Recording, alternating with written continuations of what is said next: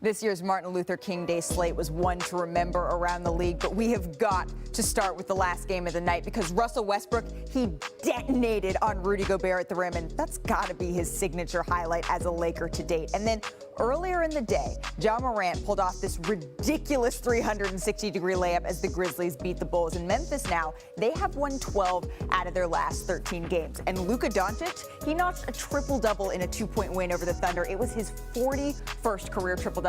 All other Mavericks have combined for 40 triple-doubles. That's in team history. But Luka, he wasn't the only superstar who dropped a triple-double last night. Jimmy Butler, he gave the Raptors 19, 10, and 10. Whoo-wee! It was Jimmy's 9th career regular season triple-double with the Heat that ties LeBron James for the most in franchise history. And the Heat, they've quietly crept to the top of the Eastern standings. And then there's Devin Booker, who dropped 48 points in a road win in San Antonio. That's the most he's ever scored in a win. And remember that beef with the Raptors mascot last week? Well, since then, Booker is averaging 37.7 points per game, and the Suns are 3-0. So, okay, Devin Booker, we see you. Joining Matt Barnes and Tim Legler at the desk, I'm Malika Andrews, and welcome to NBA Today. Kendrick Perkins, JJ Redick, Adrian Wojnarowski are going to be stopping by in just a little bit.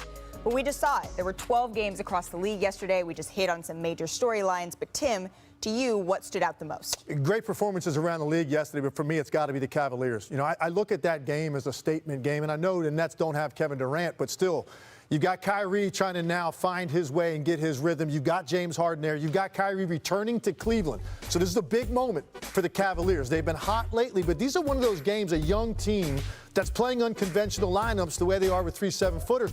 You get the Nets coming into your building on a game like this with this kind of profile and make that kind of statement. This is an enormous confidence builder. And I think in particular, I'm looking at Darius Garland, 27 and 13 dimes in his last 3 games. Ja Morant is an MVP candidate.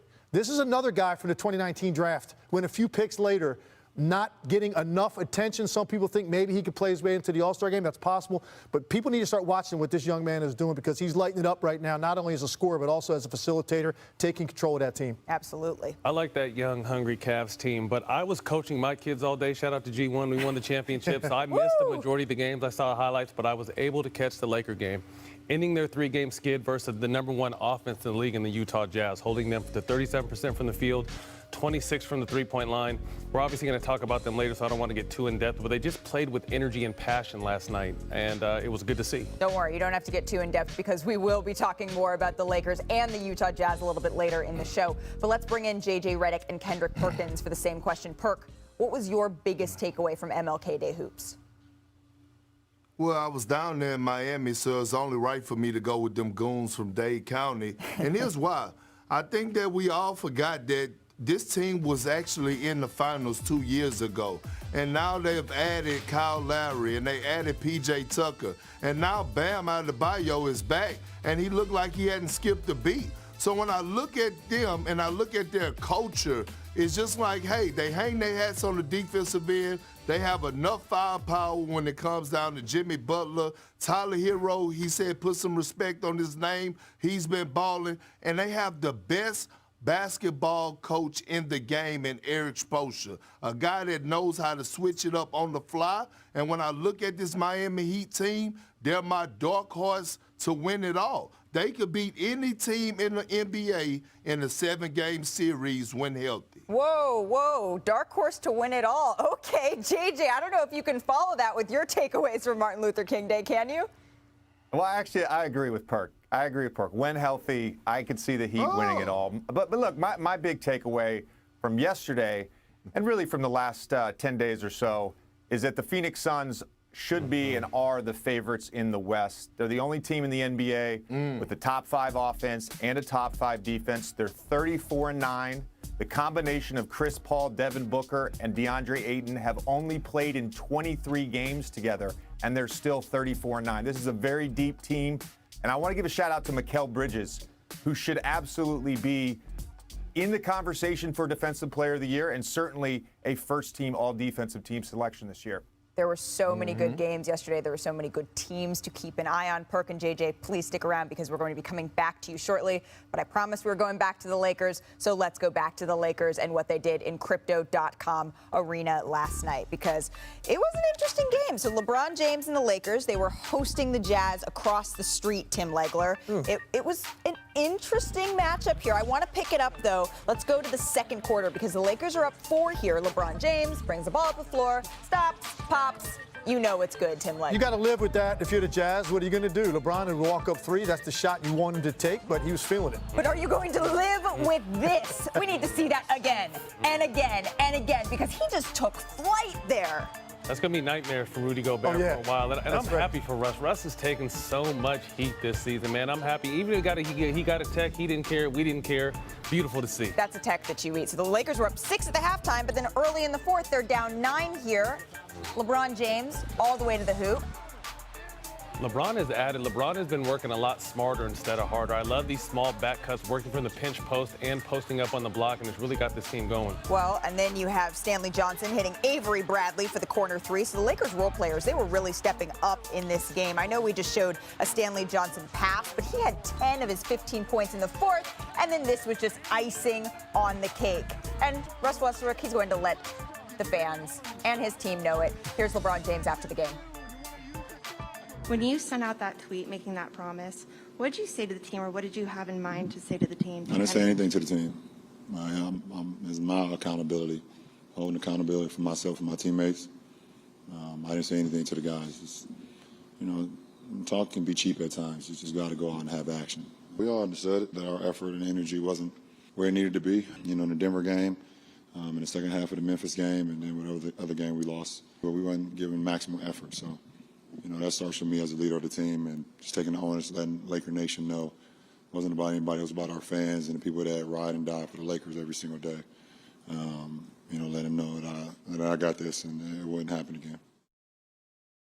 Lakers had given up over 128 points per game during their 3-game losing streak, which was the worst in the league, but allowed just 95 points to the Jazz last night. That's the fewest points they've allowed in over a month. So the Lakers, they got the win, but Tim, you weren't necessarily convinced that things have turned around here. What did you see from the Lakers? Yeah, listen, much needed win, but let's keep it in perspective. I think that was the worst I saw Utah play all year. I mean, they had 4 threes, they didn't shoot the ball well, and then they had key breakdowns at the wrong time. And look, if you're going to get contributions out of your role players at the right time, Lakers got it last night. Stanley Johnson was huge in the fourth quarter. And I just want to talk about, this is a critical possession. I think the biggest possession of the game, just to give people an idea, an anatomy of a play. And how does it happen that you get this sort of breakdown here at the end by the part of the Utah Jazz? Now, first, take a look right here. Now, this is LeBron James. And you want to know what it's like to be a superstar in the NBA? This is what it looks like in late game possessions, all right? You got 4 guys loaded up on this side of the lane, ready to give help. LeBron sort of sees that. It is right now a 1-possession game. It's 92-89, 2.5 minutes to go. So he decides he's just going to take the jump shot. As this ball goes up, here's what happens. Rudy Gobert is taught to just go get it. So he's watching the flight of the basketball. The problem is, so is Royce O'Neal. And when he does that, he does not get what he needs to, which is a chip right here on Stanley Johnson. If he gets a chip, Rudy Gobert gets the ball, the Jazz come down with a chance to potentially tie the game. It doesn't happen. So what happens instead, take a look at the free run, except for on the ball, and as a result, you get this flash. Mitchell reacts to it. You've got 4 guys in the lane, and now you get this simple float to the corner by Avery Bradley. Great job by Stanley Johnson finding him, hits him in rhythm, hits him in the cradle. Huge shot. So now, when you've got Russell Westbrook, you've got LeBron James, how nice it is and a luxury to get role players help determine the game. And Stanley, they don't win the game without what Stanley Johnson did in the fourth quarter of this game. And Avery Bradley obviously stepping up with the 3, gives the Lakers a much-needed win. But let's not think overnight they turned into the bad boys Pistons defensively. But, Matt, you chose them as your team of the night, if you will. So do you agree with that assessment from Lex? Agreed. One game is not going to switch any kind of mentality or anything. It has to be something they consistently build on. First of all, they need to sign Stanley Johnson for the season. He's one of the young, hungry guys that they just don't have it. They have an older team. This team all knows they're built for the playoffs. So obviously, not saying that they're on cruise control, but they kind of are, but not understanding these new guys. LA is a daily conversation for the Lakers. You know what I mean? So if you're at 500 at this point of the season, you're going to be talked about. But I know this team is gearing up and ramping up towards the playoffs. But they have to understand there is some importance during the regular season. We're waiting for AD to get healthy. We're waiting for their chemistry of their big three to get on. But again, this team is built for the playoffs, so I think as long as they're healthy, they're going to have a chance still. Well, you mentioned the magic words, healthy, and Anthony Davis, our Right. Dave McMenamin, reported that hopefully on this road trip that they're going on, that's when the Lakers are targeting for him to finally make his return. And the Lakers, they face Indiana tomorrow night, but then they go on their longest road trip of the season. It's 6 games away from home. It takes them through Orlando, Miami, Brooklyn, Philly, Charlotte, Atlanta. This is the Grammys Grammy road trip, trip. yeah, It's the Grammys that. trip, even without Yeah. the Grammys. It's the Right. Grammys trip, if you will. We still have so much to come on NBA Today, though. Kendrick Perkins, he's now a producer on the show, apparently, because Ja Morant's top plays of the season, that is coming up next. Plus, should the Nets change their strategy with no KD and half Kyrie? One of our analysts has a surprising take, and bam, just like that, he is back. So with Adebayo's return to the Heat, are they a low-key the team to beat in the East? Stay tuned. NBA Today. Welcome back to NBA Today. Tim Legler and Matt Barnes with me in studio. Should we talk about Ja Morant a little bit? Let's do it. Don't ever get tired of talking about Ja Morant. Absolutely not, especially when he is on the tear like he has been. So the Grizzlies, they were hosting the Bulls. Ja Morant, so he's tripped up here by Tony Bradley, and this leads to a little bit of a back and forth here. They get into it, an altercation, shoving, grabbing. Steven Adams, watch him in the corner there. He pulls Bradley away. Watch it again. So he gets tangled up there, Matt. What do you see? That's how I pick my 3-year-old up when he does something wrong in the room and I need to get him away. This is unbelievable. I mean, Steven Adams is just looking incredibly strong here. Here's Ja Morant after the game. Steven Adams literally picked him up As he should. and carried him to the other side of the court. As he should. You If like he was having in, a guy like that on your team? yeah, because I do the same for him. That's how I was raised. Well, we can't talk about the Grizzlies and not bring in the president of the Ja Morant fan club, so we're going to get to Kendrick Perkins in just a little bit. But, I mean, where does this rank on Ja Morant plays for you, Matt Barnes? I mean, he gives us, we're in for a real treat. I mean, he does this every single night, so just add this to the list. Well, and the list is growing longer by the day. I mentioned him already, and there is the president, the man, the myth, the legend of the Ja Morant fan club. It is Kendrick Perkins. So, Perk, I know you like the flash that Ja brings to the game, but I also know that the grittiness, the not cute stuff, that matters a little bit more to you. So what impressed you the most? Was it the 360 dunk or the willingness to fight 6'10" Tony Bradley here? Well, he already warned us that he's not afraid of anybody, so that wasn't a surprise about with him and the young man Tony Bradley getting into it. But the 360 spin move, like, are we going to continue to see highlights from him every single night? The answer is yes. And I'm not just on Ja Morant. I'm completely on the dark side. And I have an open invitation to you, Tim Legler, and Matt Barnes to come and join before it's too late. Matter of fact, Malika, why are you and I the only people on this 2-box? Where is J.J. Redick right now? Where's J.J. Redick? Does he have an invitation to the dark side? There he is. I don't get an invitation, There you go. Perk. So, no, hold on, J.J., you my guy. So listen, 2 weeks ago, I mentioned to you, and I tried to be nice. I told you that Ja was in the MVP conversation. I told you about everything, how special he was, and you said he's not in the MVP conversation. So I'm going to give you an opportunity right now, 2 weeks later, to retract this and come on over to the dark side, jump on the Ja Morant, the G12 train, and go ahead and admit and say, you know what, Perk, I was wrong. He actually is in the MVP conversation. Hey, Perk, let's just be very clear about what I said. I said he wasn't at the time in the top 5 in my MVP estimation. But yeah, he can be part of the conversation. That's fine, Perk. I'll agree with you. He can be part of the conversation. So that means he's on the dark side or not? No, I mean, he still the way JJ said it, his attitude. Contradicting, we haven't yeah. really I don't really know yet. He got to give me a little bit more see, here's energy the the today. dark you side know, of the Perk. moon You know, over we there. talked about this, Perk. I love Ja Morant. I've been talking I know. about the Grizzlies since last spring. I love the Grizzlies and what they've built there. I just don't. He's not the MVP right now, man. That's okay. It's okay. He's having a great season. He should be first team All NBA. But JJ, let me ask you a question. who is the MVP right now? Because the MVP, you have to be winning along with putting up numbers. Kevin Durant's not doing that. Steph Curry has been struggling. DeMar DeRozan and the Bulls have been struggling. So right now, tell me who is playing better basketball? And by the way, the NBA came out with their rankings today, and guess who's the #1 team in the power rankings? The Memphis Grizzlies. So I'm saying right now, today, what's today is? January the what? It's the 18th. The 19th? Okay, I need you to make it clear to me who is over Ja Morant right now for us being the front runner, and why? Again, Perk, I'm going to go back to this. In their run, in this current run they've had, they're 11-2 without him. Okay, that's just a fact. That hurts his case for MVP. That does. I want to pose a question, actually, on that topic of MVP. Hold on a second. Wait for you to say that. This is one of the weirdest seasons so far when we talk about MVP, because this has changed week to week. And if you did an MVP vote right now, there could be 6 or 7 guys that would get a first-place vote.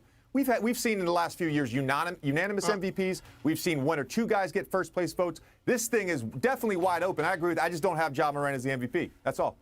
He's not giving a specific name. It's just not Ja Morant. No. Well, Perk, I know. JJ, I know this is Kendrick Perkins Today. This is no longer NBA Today, and you're straight up producing the show now, calling in JJ Redick. All that. I'm going to help you out here, Perk, because we have some of Ja Morant's most outstanding plays this year. So maybe rolling through some of those, maybe that is going to change his mind. All right, so let's run them. Let's roll the tape. Since you gave me permission, let's do it. We're going to start with the Cavs and the Grizzlies. It's the first week of the season. Ja sets the tone early. Look at that. I mean, catching lobs, catching bodies. My goodness. And then, that's that Russell Westbrook in them. Well, he likes to spread the wealth, too, because he can pass. Take a look at this. Full court. That's that Rajon Rondo in them. Catches, turns, pass, does it all. All right, and then there's something about Los Angeles, because Ja Morant always puts on a show when he comes here. Acrobatic layup through traffic. That's that Kyrie Irving in them. Well, and you already know what this is, Big Perk. Is it a block? Did we decide it's a block? Did we decide it's a steal?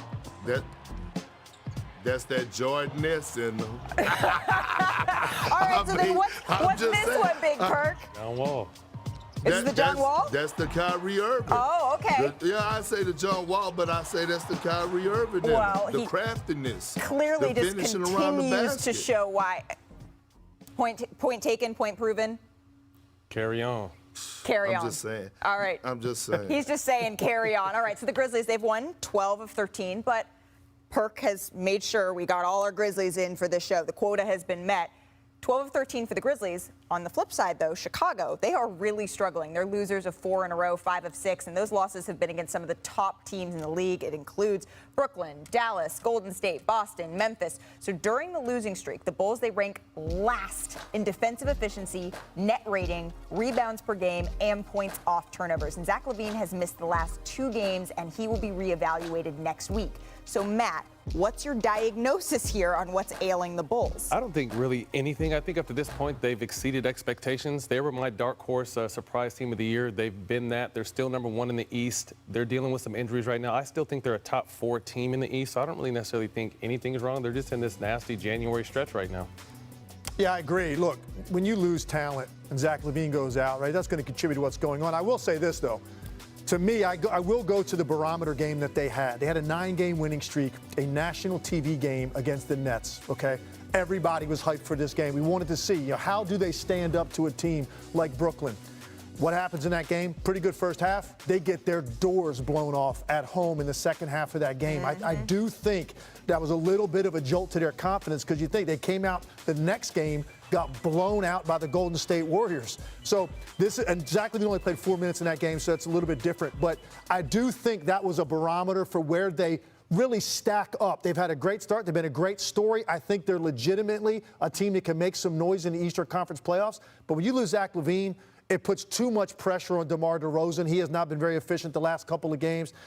Injuries to talent matters in this league. Absolutely. And when he's out, it's hard to judge the Bulls. But that Nets game, I'm going to have a hard time getting that out of my mind and what they did to Chicago that night. And I have some iffy news for Bulls fans. They host the Cavs tomorrow night. And remember, Cleveland, they were your team. They are riding a 5-game winning streak right now. So we'll see what happens with that hurdle that they have yet to face. And we still have much more to come on NBA Today. Sound from Kyrie Irving last night that you should probably hear, and how it's going to affect the Nets' on-court strategy moving forward. And Klay Thompson, he is back, but Draymond Green is still out. So how the Warriors can get it back on track. A live report from Kendra Andrews shortly on Dub Nation. And I don't know how our staff narrowed it down, but the top plays from yesterday's jam-packed MLK Day slate in just a little bit.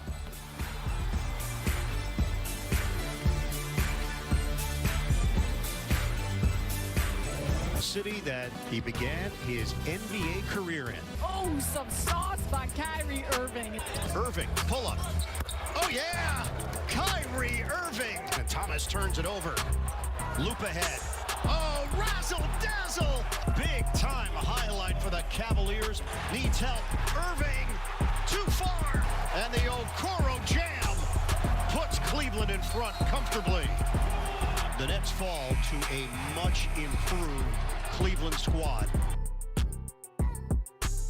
So the Nets lose the first game they've played after Kevin Durant's injury, and they're now 2-2 in games that Kyrie has played in this season. And then on the other side, the Cavs have the longest winning streak in the NBA at 5 in a row. And in that span, they lead the league in field goal percentage, they rank second in points in the paint, and they're tied for 4th in assists per game. But going back to Kyrie, if you were holding out some hope that eventually he was going to get vaccinated and return to full-time action, yesterday's post-game press conference put an end to that speculation. When asked by our Nets reporter Nick Friedel if Kevin Durant's injury would sway him towards getting vaccinated, Kyrie said this.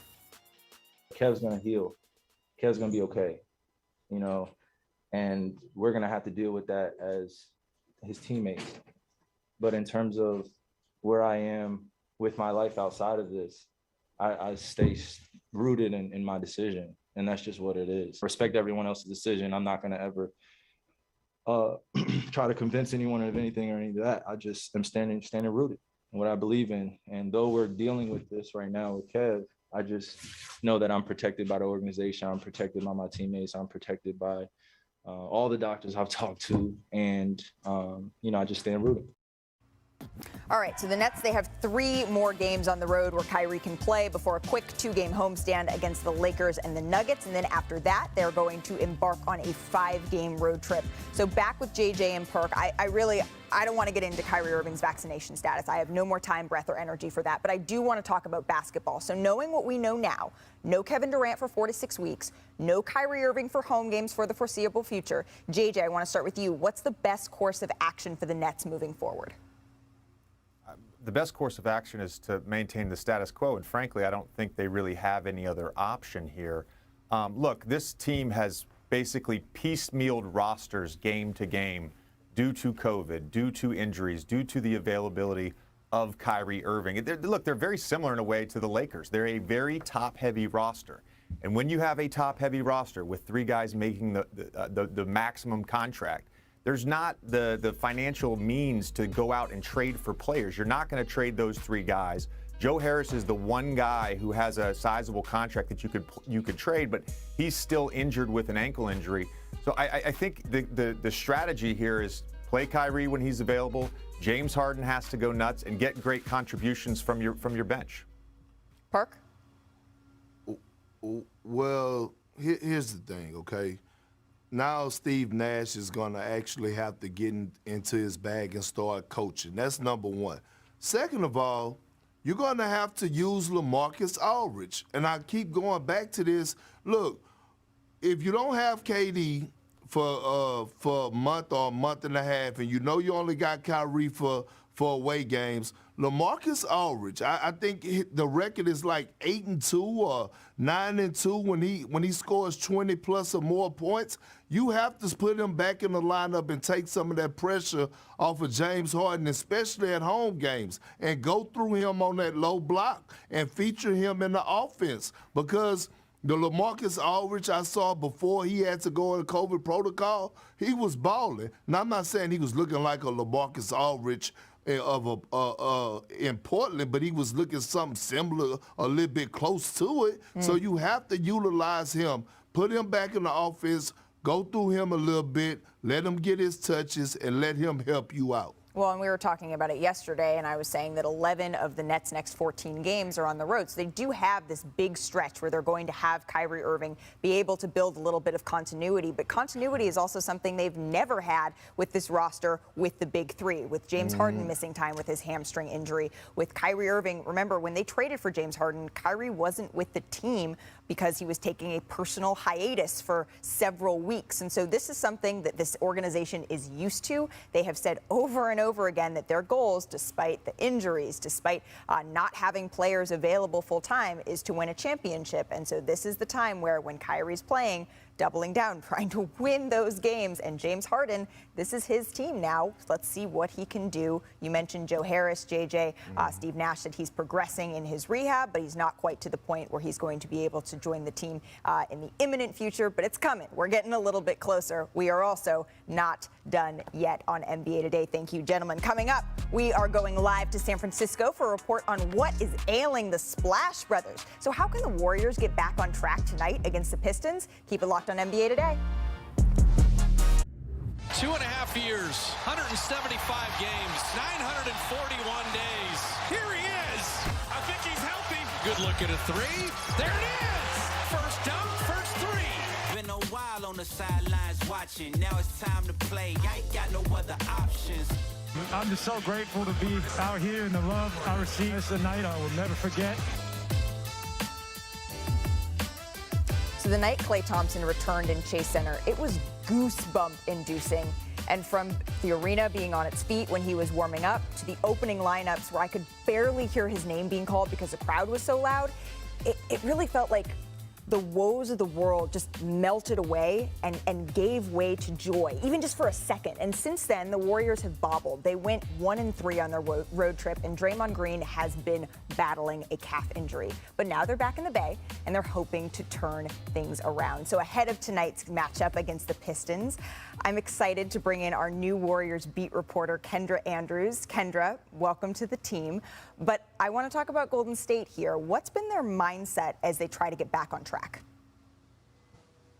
Well, Malika, the mood after shoot-around this morning was very subdued. It was quiet. Guys just kept their heads down and put in their work because they know, coming off of that 1-3 road trip, there is a lot of work for them to do. But none of them are reaching for the panic button right now. Steve Kerr said that they're just going through a rough patch of their season, and this happens to every team every year. They just need to figure out how to get back on track.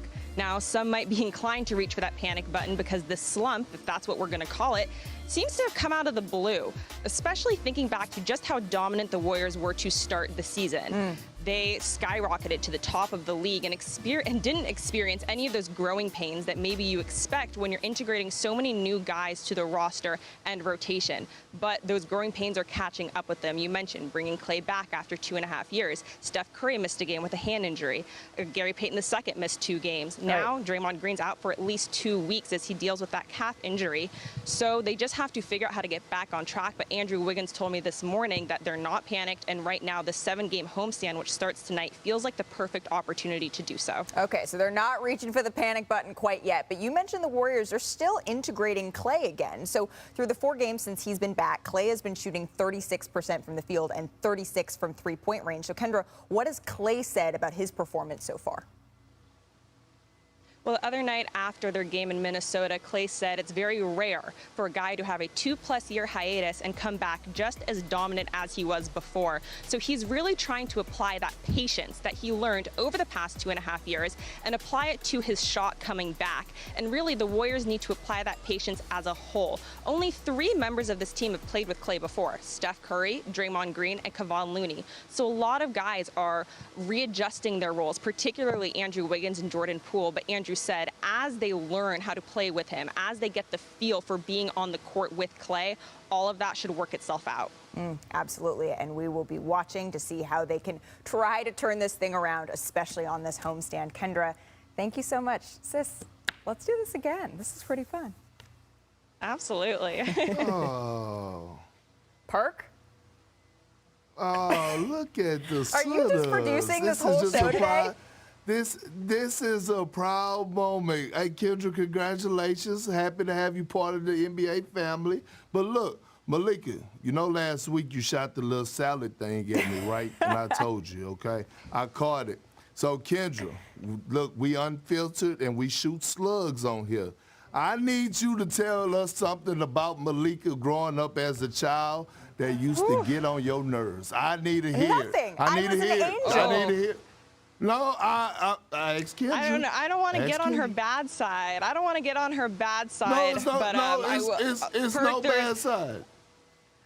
All I'll say is that there was one time where she may have tried to sit on me and put a pillow on my head because I took her Legos. So we'll just. I thought you were going to say when I tried Dad to was suffocate home you to because you were intervene. snoring, because you were snoring. So I didn't mean to. I just wanted to stop the snoring.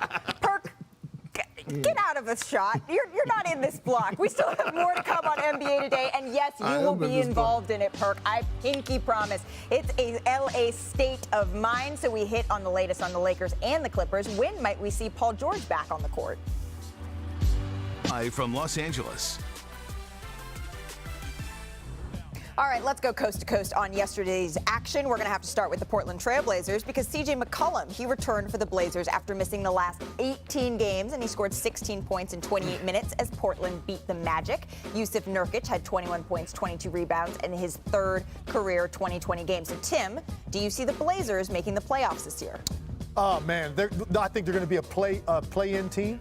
7 through 10, somewhere in there, and probably get bounced. All right. Well, another injured All-Star returned. Bam Adebayo played for the first time since late November and scored 14 points in the Heat's win against the Raptors. And then Jimmy Butler had his second triple-double of the season. So, Matt, how big is it for Bam to be back here? It's huge. This team's been floating under the radar all season and has a great chance to win a championship this year. Oh, well, I mean, we're getting some Heat love today. I know producer Hillary loves that. All right, let's get to the ATL because the Hawks, they beat the Bucks behind Trae Young's 30 points and 11 assists. And Atlanta overcame a 14-point deficit to snap a 10-game home losing streak. So, Tim, what stood out to you from Trae's performance specifically? Well, look, I think this team has lost its swagger. I think they realize expectations are hard to live up to. They set the bar high last year, and they're going through some growing pains. Well, and you have to imagine this game means a little bit to them, considering this was the Eastern Conference Finals rematch. And then last but certainly not least, the Clippers. They beat the Pacers and scored a season-high 139 points. But later in the day,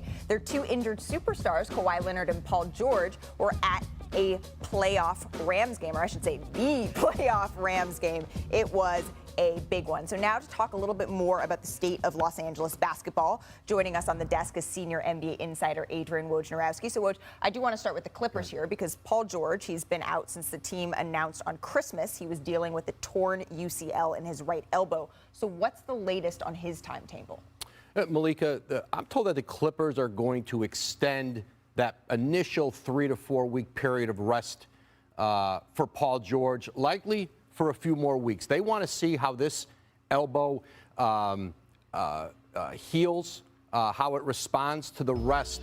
So you're looking now, it's taking you close to the All-Star break in mid-February. But so Paul George will continue to be out. They're going to continue to see how he responds to rest for that elbow injury. Okay, so several more weeks you're reporting that he is going to be out. But Matt, they're also without Kawhi Leonard, who is still dealing with recovering from that torn ACL. So is this a lost season for the Clippers here? First off, hats off to Ty Lue for just keeping things together. You lose Kawhi, now you lost PG, but they're still in the hunt. You know, they're at the 8th seed right now. But I would make sure the health of my two stars is most important, so I'm not rushing either one of those guys back. Okay, so we're going to stick in LA and go to the other Los Angeles team because the Lakers, they snapped a 3-game losing streak last night by beating the Jazz. But Woj, take us inside the front office right now. What's the state of what's being talked about behind the scenes? Listen, there's no question the Lakers have talked about Frank Vogel's, is the possibility of a change something that makes sense for them?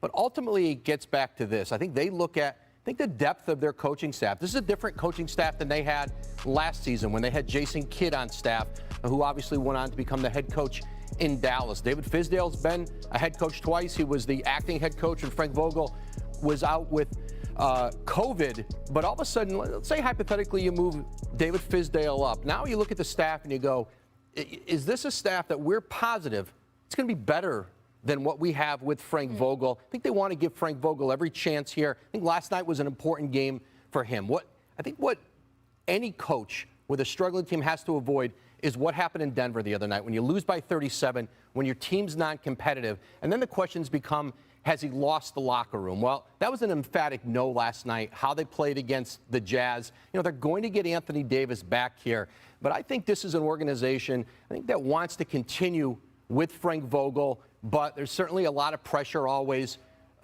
in that seat with the head coach of the Lakers. No one's going to survive losing for very long, but I think right now Frank Vogel, I think he's got the opportunity to certainly hang in there until they get AD back and then really see what this team is. Well, there's two sides to this coin, though, right? Because it's what the staff can do, and then it's the roster. So as you're looking at this roster, Legs, as it's currently constructed, what needs to change for them? Yeah, Matt and I were talking about this earlier. I mean, you're talking about a veteran group that honestly has very little interest in the regular season.